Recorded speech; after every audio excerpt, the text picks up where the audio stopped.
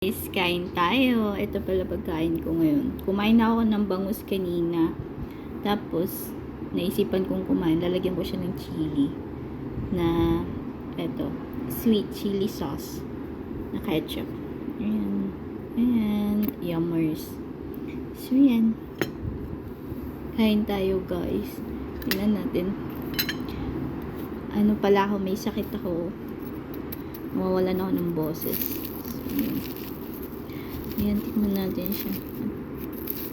Ayan. Wow. Looks yum. Ayan. Ang tagal kong hindi nakapag-upload. Busy ang lola nyo. Busy sa trabaho. Mahirap yung trabaho ko, guys. Alam niyo yun, sobrang hirap yung trabaho ko ngayon. Unlike before. Madali lang lahat. Ngayon, sobrang hirap.